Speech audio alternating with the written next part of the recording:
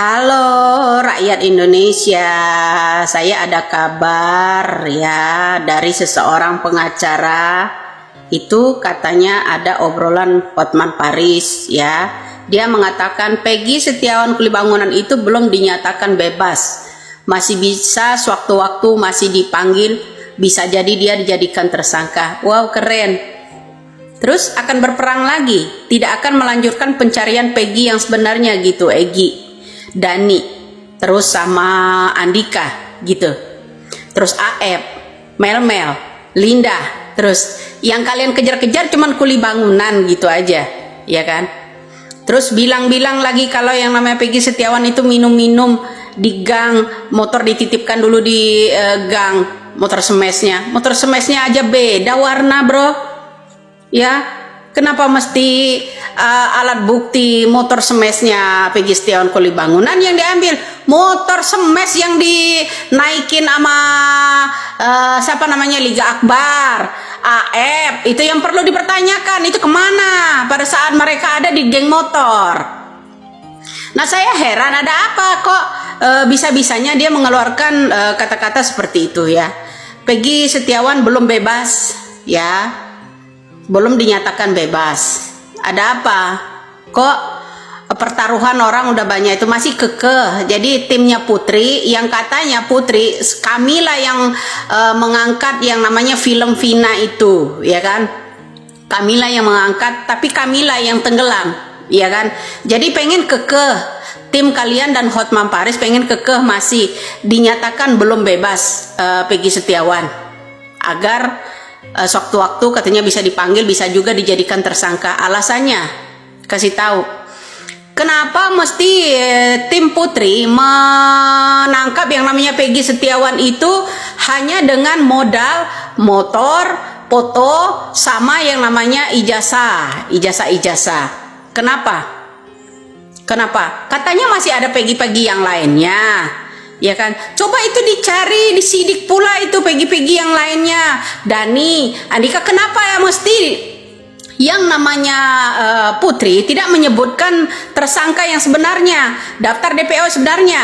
Ada Egy, bukan Peggy loh ya, ada Egy, Dani, kemudian ada yang namanya Andika, kemudian ada Aep di situ, Mel, Linda dan temannya, ya kan? Itu udah suatu tersangka. Kenapa ini kok begini? Ya, pengen masih mau berbalik lagi, mau menangkap yang namanya, ya rakyat Indonesia pasang badan dong.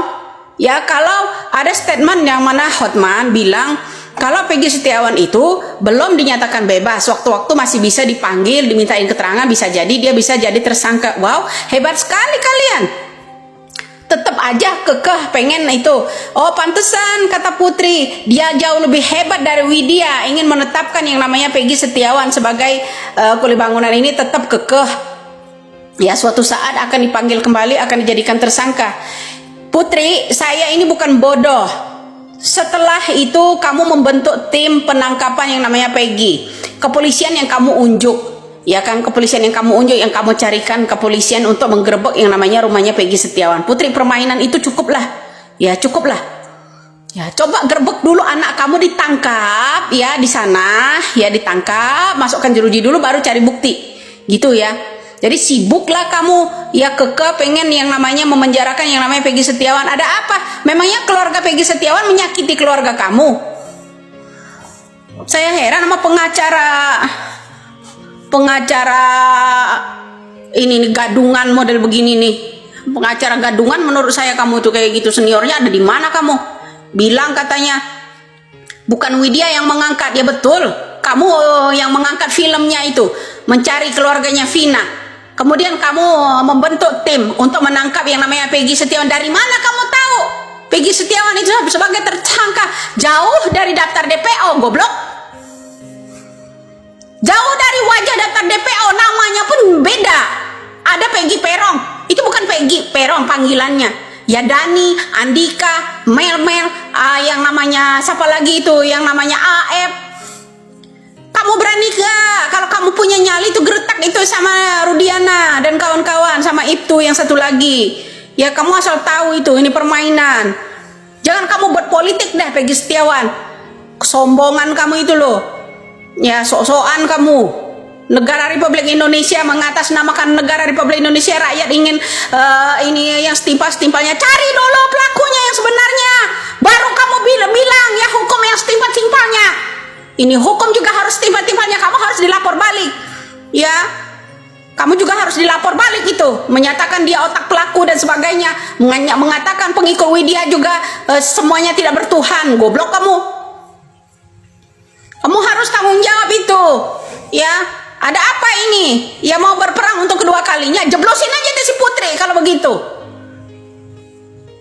Kerjasama dengan siapa kamu?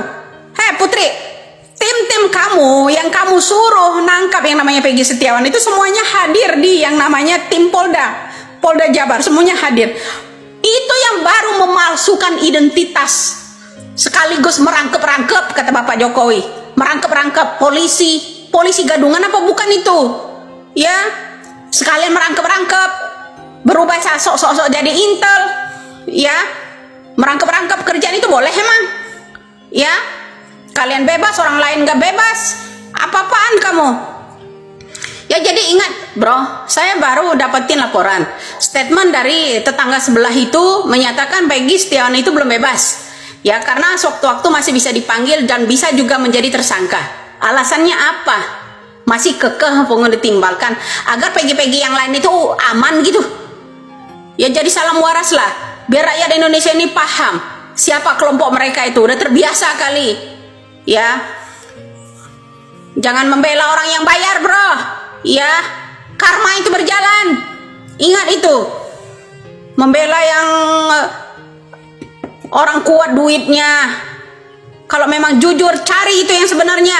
Kuncinya Putri saya ajarin ya. Saya ajarin kamu sebagai pengacara. Kuncinya tangkap itu yang namanya AF. Dia tahu semua. Ya. Kemudian teman-teman kamu yang menangkap yang namanya Peggy Setiawan itu, mereka tahu sebenarnya. Jangan bungkam menumbalkan orang lain, boy. Emang kamu punya stok berapa nyawa? Ya. Kita ini akan mati. Tegakkanlah keadilan. Sebagai pengacara itu membela orang yang tertindas, bukan menindas orang on. Ya, lagamu itu loh. Ya, laga santuy tapi kamu itu hatinya berhati binatang itu. Jawab itu, ya. Bener nggak kamu? Bilang kalau itu sama tim-tim kamu itu, sama Hotman. Bilang kalau yang namanya Peggy Setiawan itu belum dinyatakan bebas, waktu-waktu masih bisa dipanggil. Kemudian bisa jadi dia itu nanti seorang tersangka. Kamu jangan lupa buka telinga, buka mata deh. Ya, DPO itu suruh buka itu kalau kamu berani. Ya, usik itu yang namanya Rudiana dan kawan-kawannya. Usik itu. Terus kamu ini tuh Sunjaya. Ya, keluarga Sunjaya itu. Paham kamu? Jangan rakyat kecil kamu tumbalkan. Woi, orang nggak bersalah kamu paksa disuruh ngaku ini. Pengen gua apain lu? Ya teman-teman, baru kali ini saya melihat Ibu Widya sangat kesal dan marah dengan si Putri yang menurut Ibu Widya orang ini adalah pengacara gadungan. Ya, memang saya membaca sebuah berita yang menyatakan bahwa Peggy Setiawan belum sepenuhnya bebas. Dia bisa dijadikan tersangka kembali.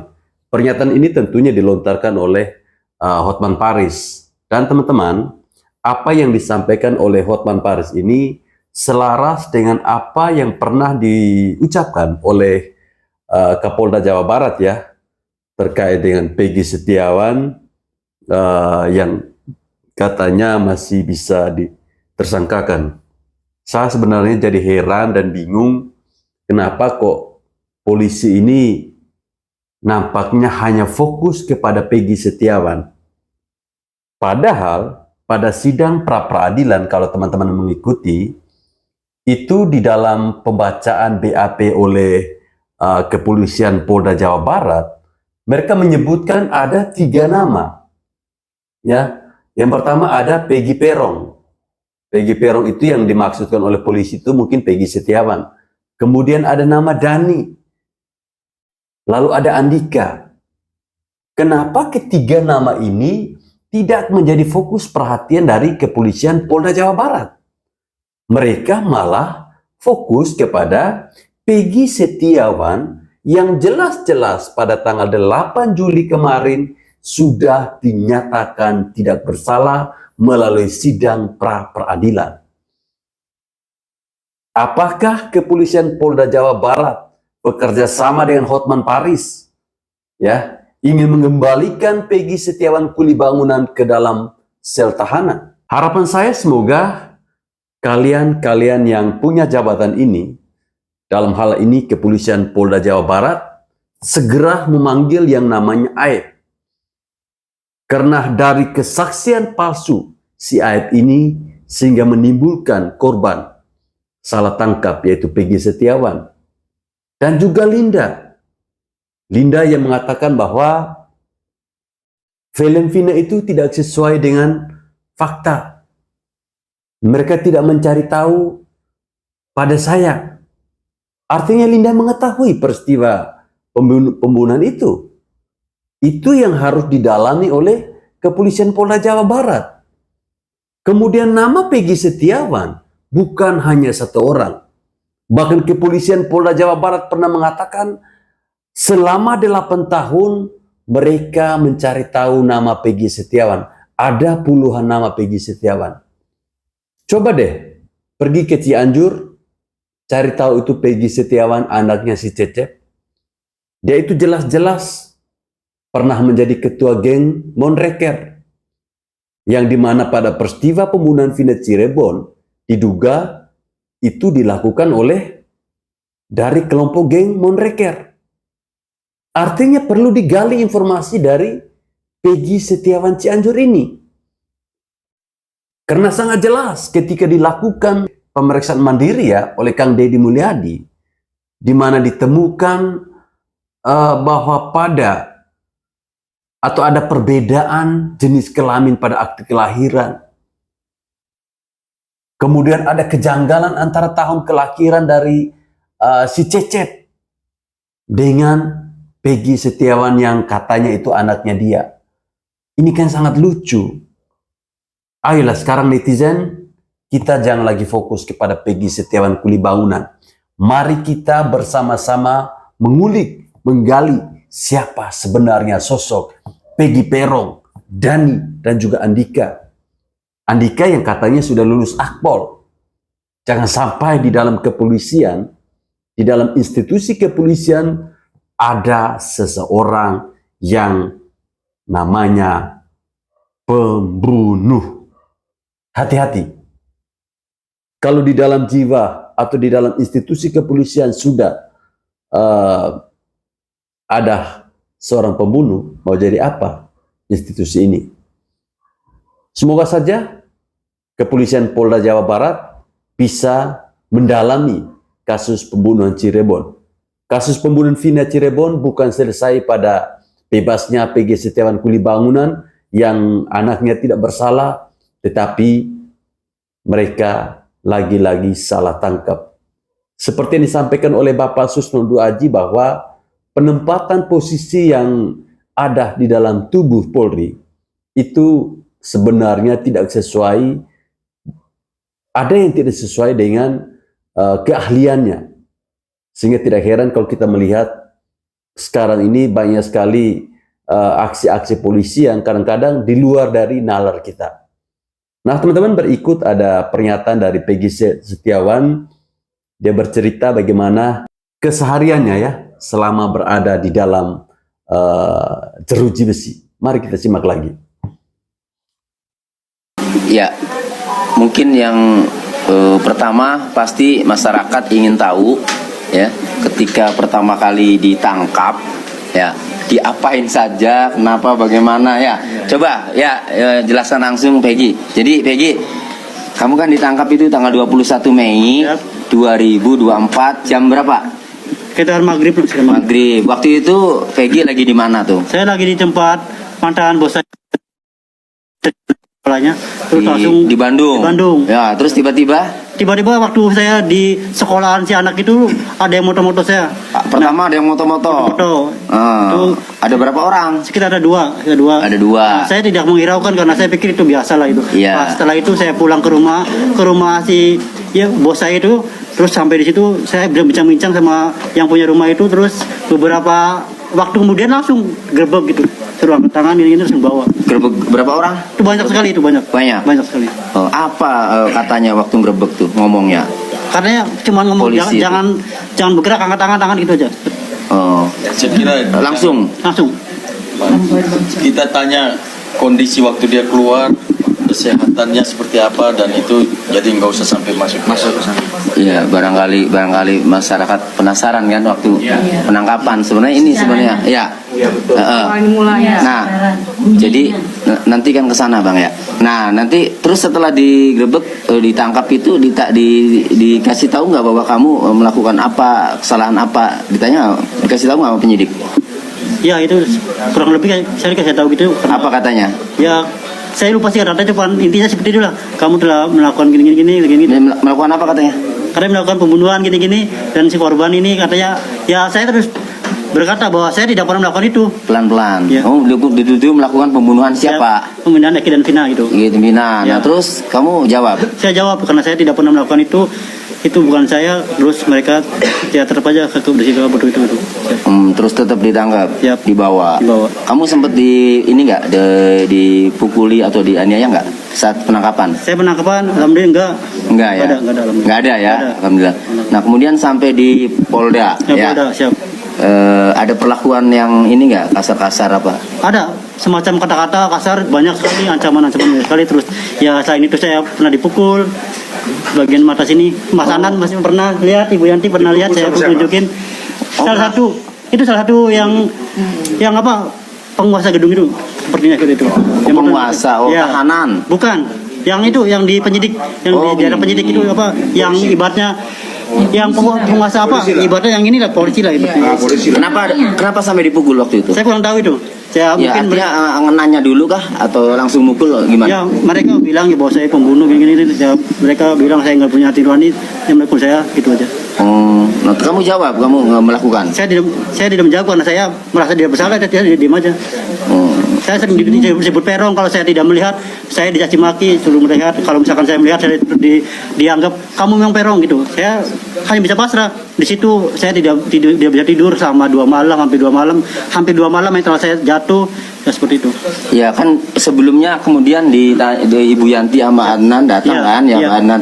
Nah, artinya sebelumnya itu ya memang ada perlakuan-perlakuan. Ada. Ya, Yang termasuk pemukulan tersebut. Ya, tapi setelah Ibu Yanti dan Pak Adnan datang ya menjadi mendampingi, Yap. ya kemudian nggak ada lagi. Itu pas terakhir ada yang pas Mama sama Bu Yanti Mas dari keluar, saya masih belum keluar dalam. Ada itu sempat dari penyidik itu yang masukin saya kresek ke muka saya hampir, cuman nggak lama, cuman itu kan saya nggak bisa napas itu, saya bisa berontak tapi ya mereka nggak lama, terus mereka buka lagi tuh. Siapa? Terus mereka buka lagi. Iya. Tapi hanya masukin Iya. plastik kresek aja. Iya. Nggak, artinya nggak melakukan Enggak, kekerasan, enggak, pukul apa enggak. enggak. Oke, sampai terakhir keluar enggak. Enggak, alhamdulillah aman. Oke, nah terus yang selama di dalam itu sama tahanan kasus apa aja? Itu campur, ada kadang narkoba, ada krimsus. Halo, assalamualaikum Neter. Siapa yang semalam sama kayak aku menunggu Peggy keluar dari Polda Jabar? Ternyata aku ketiduran. Aku sudah menunggu sampai pukul 21.30. Terus tiba-tiba kan ada akun ya, namanya ibunya Peggy Setiawan. Di live-nya itu si omnya bilang tunggu ya 15 menit lagi. Ternyata dalam 15 menit karena Peggy belum keluar juga dari Polda Jabar, aku tertidur. Apa cuma aku atau kalian juga? Karena jujur ya, sejak siang ketika ada putusan hakim bahwa Peggy sebagai pemohon di sidang pra-peradilan untuk bebas itu dikabulkan, aku nunggu terus. Karena kan banyak sekali yang live tentang penjemputan Peggy di Polda Jabar. Nah, ternyata sekitar pukul 22.12 gitu ya, Mas Ferry yang biasa selalu update tentang Peggy beberapa kali mengundang aku untuk live.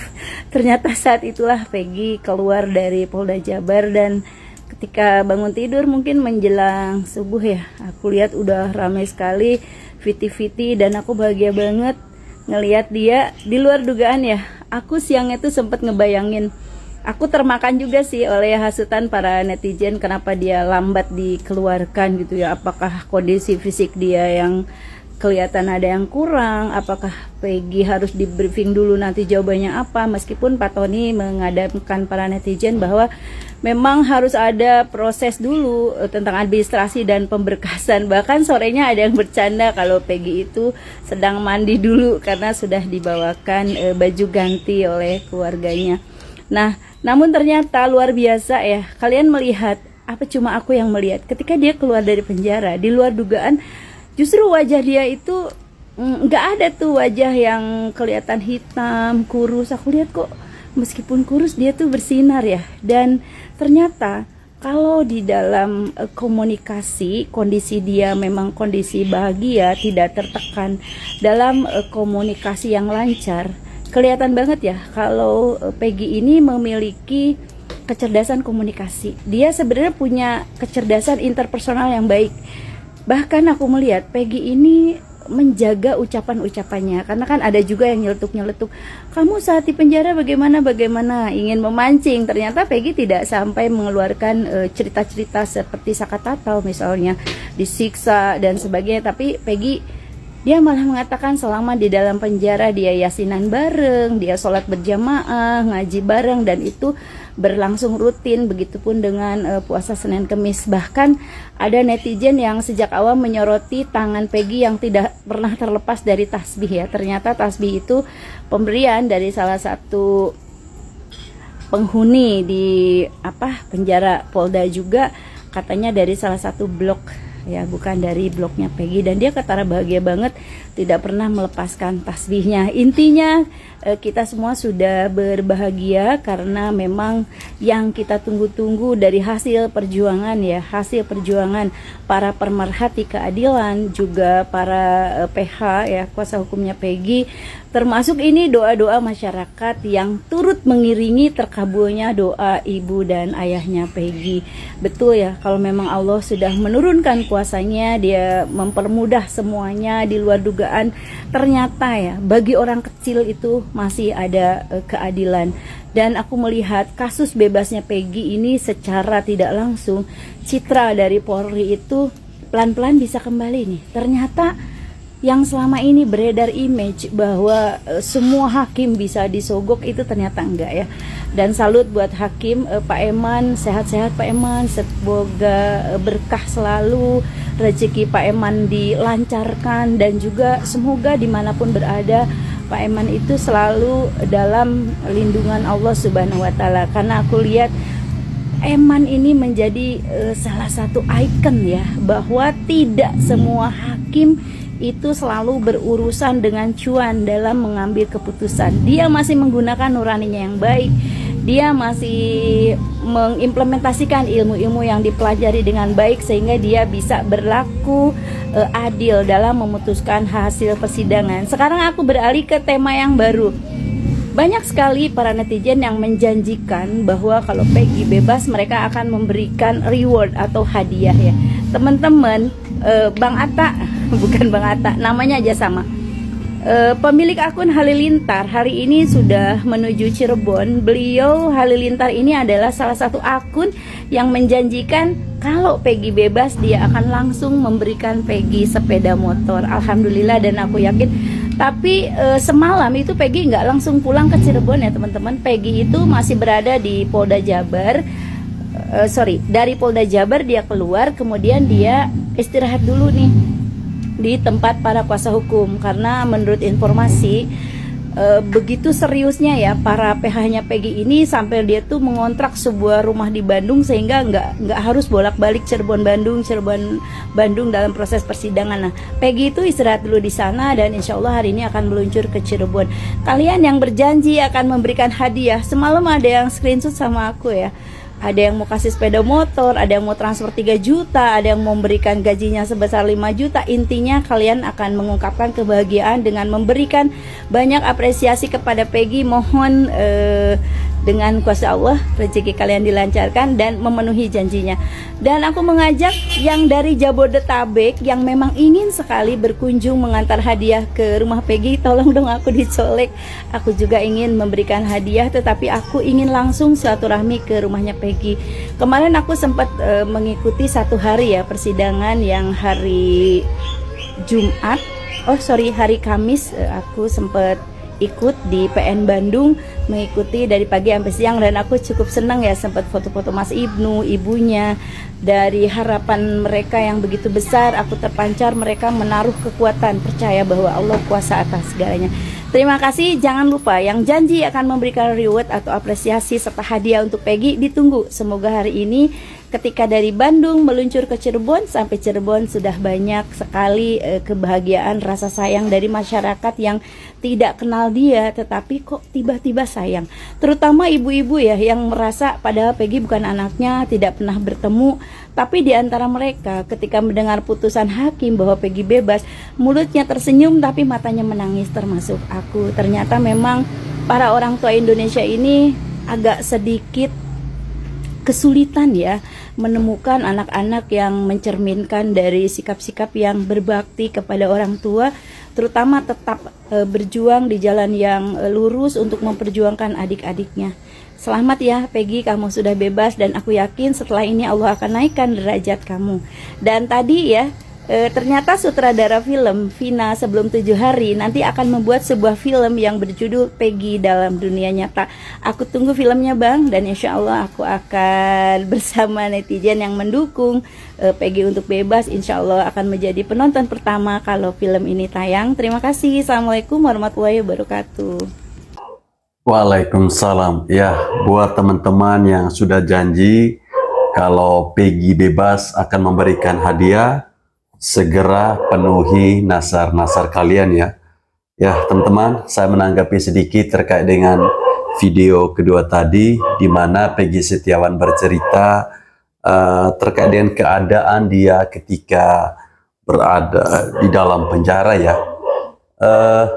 Ya walaupun ada sedikit kekerasan ya, sikap atau tindakan yang dilakukan oleh kepolisian terhadap dia, ya kita anggap saja itu sebagai pelajaran berharga buat dia ya. Tapi biar bagaimanapun kita tetap bersyukur Peggy Setiawan akhirnya bebas dengan wajah yang sangat ceria ya. Mungkin karena dia merasa senang, dia merasa bahagia, akhirnya doa-doanya itu terkabulkan ya. Terkait dengan Peggy Setiawan, selama ini saya mengikuti di media sosial, khususnya cewek-cewek ya, ada yang mengatakan bahwa kalau Peggy Setiawan bebas, saya ingin menjadikan dia sebagai suaminya. Wow, ini luar biasa ya.